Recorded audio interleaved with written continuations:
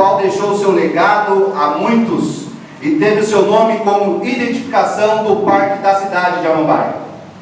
Mãe de 4 filhos, destes um do coração, e avó de 4 netos.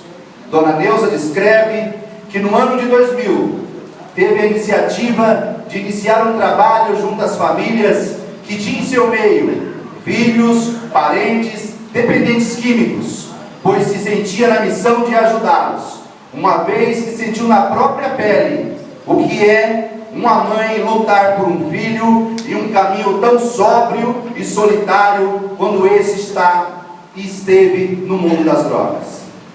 Assim, Dona Neuza foi a responsável pelo projeto SOS Família na cidade de Amambai. Esse projeto prestava apoio não apenas espiritual às famílias assistidas, mas também o apoio emocional. Para Dona Neuza, estar à frente desse trabalho foi algo recompensador por Deus, pois mesmo frente às dificuldades encontradas, conseguiu alcançar o objetivo inicial, ou seja, buscar dar às famílias estruturas para lidar com os problemas familiares. Pessoa de personalidade e caráter exemplar, tendo sempre atendido a todos de forma singular e respeitosa no SOS Família.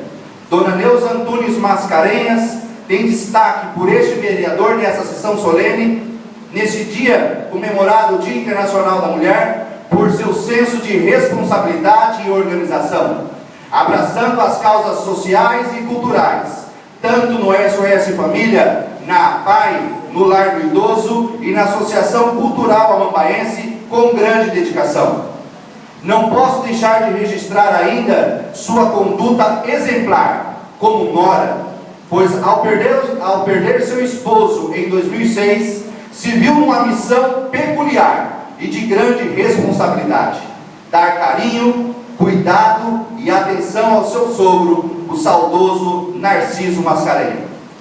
Dona Neuza, a senhora para mim é uma mulher de fibra, uma mulher guerreira, soube e sabe ser mãe, esposa, nora, administradora dos seus bens, e mesmo diante de tamanha dor, ao perder seu esposo, trouxe para si a missão de dar continuidade para aquilo que Deus lhe confiou: amar o próximo como a si mesmo.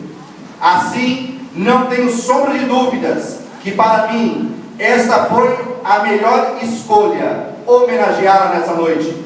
Parabéns, Dona Neuza. Obrigado, Deus. Obrigado pela sua existência. Muito obrigado.